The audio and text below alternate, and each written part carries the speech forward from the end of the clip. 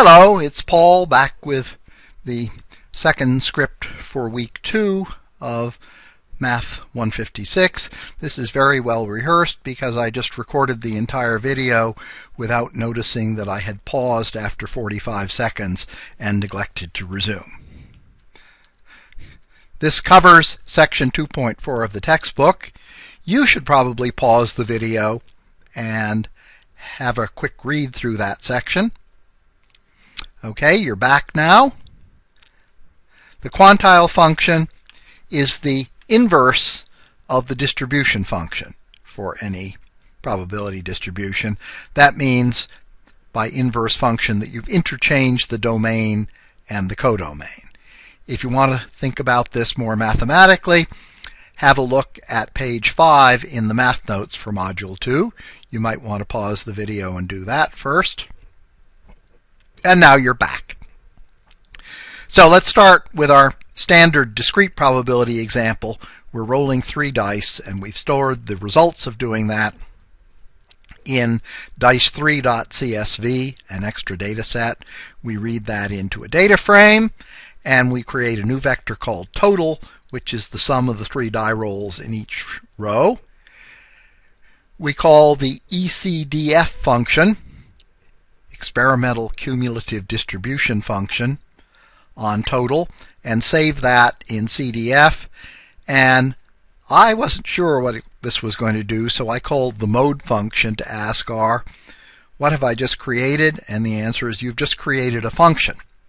That's good, because now I can say, okay, plot horizontally a vector consisting of the values 3 through 18, plot vertically the cumulative distribution function for 3 through 18, and do the plot by joining all the points in the plot by straight lines. That actually looks quite nice. It actually looks as though it's an invertible function, but that's not really true. This is not an invertible function. Let's do it more correctly using the plot ECDF function on this vector of values for the total on the 3 dice. And this is now done very, very nicely. The solid dots represent the probability that the total roll will be less than or equal to some number, like 5, say. And then the little line extending to the right means that you have the same probability of being less than 5.1 or 5.2 or 5.99, but when you finally ask for the probability of being less than or equal to 6, the value jumps. So this is the mathematically correct version of this. A nice way of looking at it is to create a vector of deciles, 0.1, 0.2 on up through 0.9. And using the AB line function to plot horizontal lines at those values. This is a so-called low-level plot, which means it gets overlaid even though I didn't bother to specify add equals true. Now let's try to interpret this. What is CDF of 6? That's the probability of getting a total die roll less than or equal to 6. If you look at the number below, you'll see that's a little more than 9%, but it's less than 10%. And sure enough, if you look at the plot, the value for 6 is just a little bit less than 10%. If I ask, what is the value of the quantile function for this vector total, evaluated at 0.1, the answer, which you can see below, is 7. What that means is the first value that can actually occur that has a probability of more than 10% is the value 7. If I ask for all the quantiles, something funny happens. The value shown below for 50% is 10.5, and what that means is that that value had to be interpolated. Now let's plot some vertical lines. V equals Q. V means vertical. We'll plot those in red. And those are showing the deciles on this plot. If you look at the leftmost red line, that's at the point where the cumulative probability first gets up to something above 10%, the next one where it gets up above 20%, and so on. Mathematically speaking, the quantile function is the function inverse of the cumulative distribution function. That's nice, except that in this case, that cumulative distribution function is not quite invertible because it can only take on integer values. That means interpolation has to be done. I looked this up. There are 9 different ways to do it. Don't worry about the details. Okay. Now let's look at some more standard discrete distributions. For example, the binomial distribution. You toss a fair coin, which has a 50% chance of coming up heads, 18 times, and we want to plot the probability density function for that. This is a binomial distribution, so we say plot for a vector of values running from 0 to 18, the density function for the binomial distribution for values 0 through 18. When you make 18 trials, each with a probability of success equal to 0.5, the default for this plot is you get points plotted. They're by default shown as open circles. If you do type equals h, you get vertical lines instead of points. I like this slightly better, but it's a matter of taste. Put a p in front of binom, you get the cumulative distribution function, and that looks like this. This shows, for example, if you look just above 10, that the probability of getting a roll of 10 or less is a little bit less than 0.8, and this function, as does any cumulative distribution function, rises from a value of 0 to a value of 1. I can show the deciles on this plot. I can also plot the quantiles vertically. To plot the quantiles, I use QBinom. That's done with red lines. And now you can look at the graph either way you like.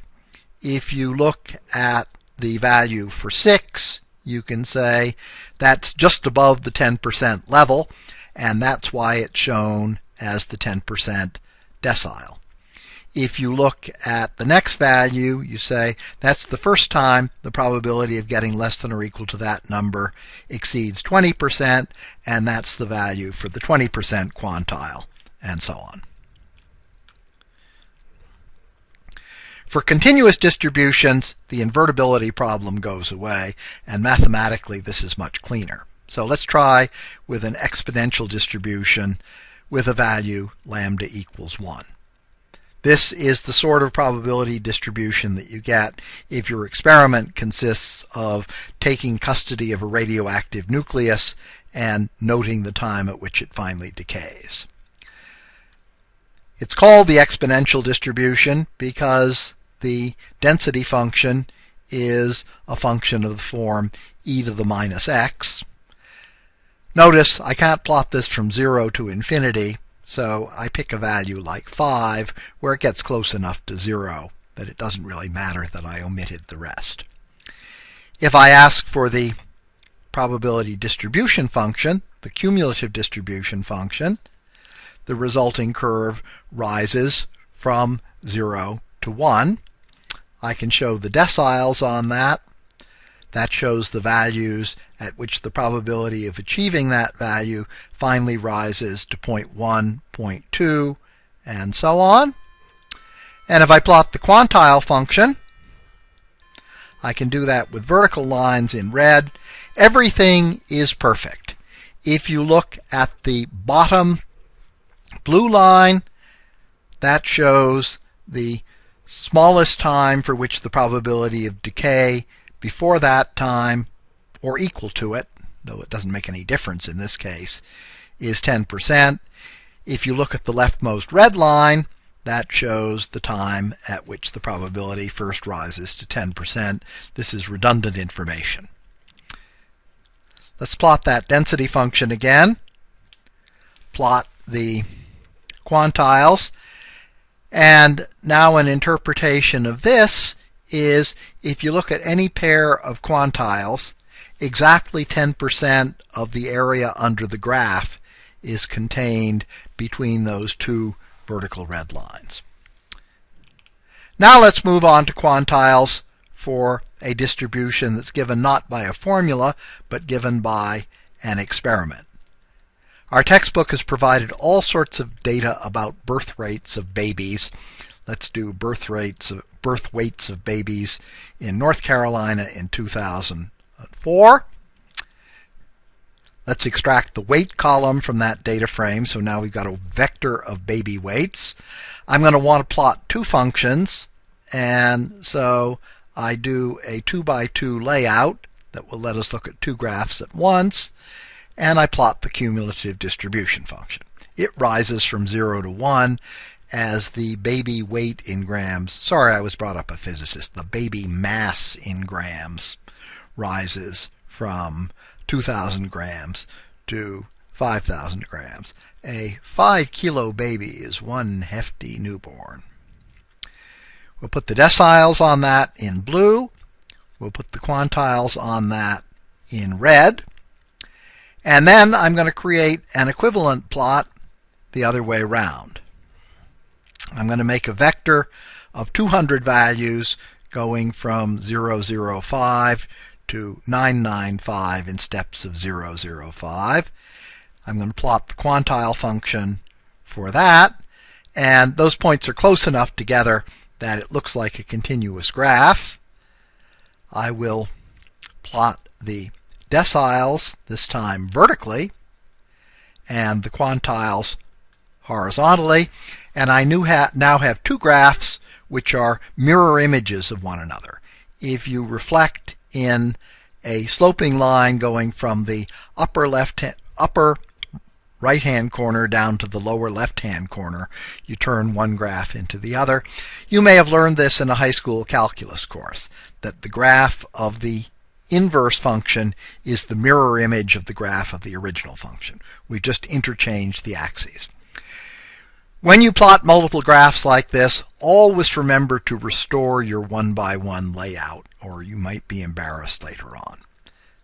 Final topic is to compare with the normal distribution. So let's look at a histogram of these baby weights. It certainly looks a bit bell curve-ish, but not exactly.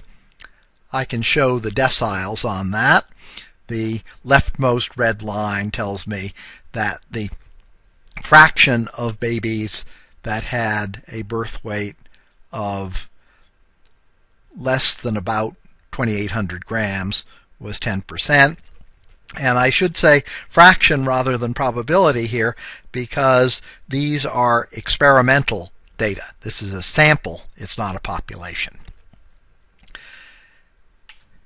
I said it looked a bit bell curve-ish, and let's calculate the mean and the standard deviation, and then ask for the graph of the density function for a normal distribution. That's d-norm, with the same mean and same standard deviation, and we really get a pretty good fit, don't we?